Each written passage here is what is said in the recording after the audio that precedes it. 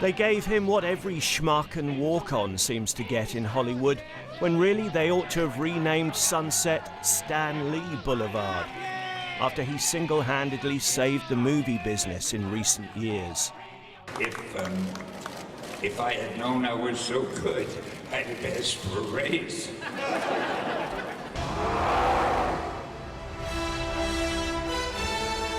The Hulk, Iron Man, Captain America. There was no end to Lee's menagerie of misfits, freaks and superheroes. His people are completely literal. Metaphors are gonna... Nor to the dollars that cinema goers would shell out for Marvel spin-off films and attendant merchandise. Where did Lee get his ideas from? I was sitting thinking of it, trying to think of an idea, and I saw a fly crawling on a wall. And I thought, gee, wouldn't it be something if we had a hero who could crawl on walls like a fly? So I said, yeah, that's great. Now, then I need a name. So I thought, Fly Man? That didn't sound dramatic enough.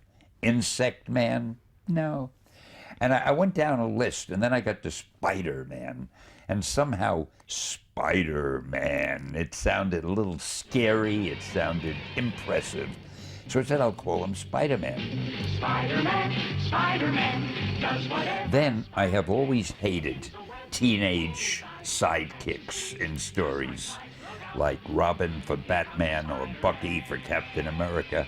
I always felt if I were a hero, I wouldn't hang around with some teenager. At the very least, people might talk. So at any rate, I decided that I wanted him to be, Spider-Man, to be a teenager, but I'd make him a different kind. He wouldn't be a sidekick. He would be the hero. Mr. McGee, don't make me angry. You wouldn't like me when I'm angry. I had always loved the story Dr. Jekyll and Mr. Hyde, and also I loved Frankenstein. Now, to me, the monster in Frankenstein was really the hero. You know, he was nice. He didn't want to hurt anybody. He went around patting little kids on the head, and these idiots with clubs and torches used to chase him around the countryside. So I thought, wouldn't it be nice to have a monster who was really the good guy, you see, and let him change, like in Jekyll and Hyde, back to a normal person? Invitation, sir. I should be on that list. Name? Stan Lee. Yeah, nice try, buddy. No, nice no, try. really, Nice I'm try. Stan Yeah. Lee. Fans of Stan the Man looked out for his cameos in the movies based on his characters. Look great, Hef.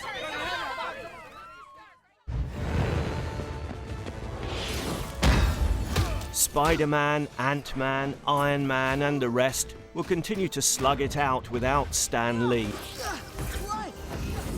But the film studios have lost the most precious figure they ever got their hands on. Ideas Man. That was Steve Smith, and we're joined now by Jonathan Ross, a big fan of Stan Lee's work. And give us, Jonathan, a sense of his influence. I know you're particularly a Marvel fan, but how wide was his influence? I think his influence in comic books was huge. His influence, obviously, in popular entertainment is now huge, now that Disney own Marvel. And of course, they're making these huge billion-dollar movies, and they've got these huge franchises. But his influence as a writer, I think, was important because he kind of humanized comic books quite a lot. I mean, before he came along, and really he came to his big successes quite late in life. I mean, he was 39 when he wrote this book. This is Fantastic Four #1, which kind of kicked off what we know as the Silver Age of Marvel Comics. And this was really his most popular book until Spider-Man came along.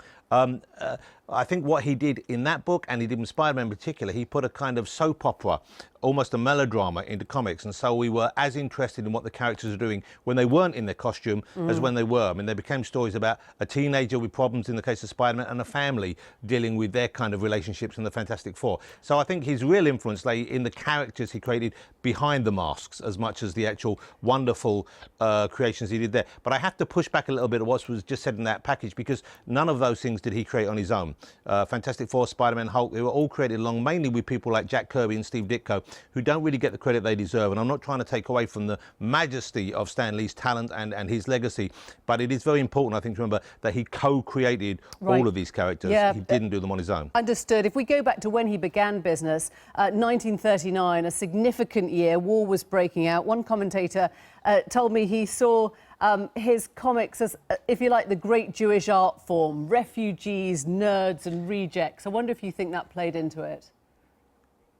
I think it did very much so. I mean, he didn't really start in 39. He started a bit later than that. That's when Jack Kirby and co would have started. He was about 15 then. I think he really started officially writing stuff when he was 17. He wrote a 3-page text story in Captain America, not a character he created. That was Jack Kirby and Joe Simon. But I think there certainly is something that many of these creators of that period, there was Stan Lee, his real name Stanley Lieber, Jack Kirby, his name Jack Kurtzberg, Gil Kane, his name was Eli Katzberg.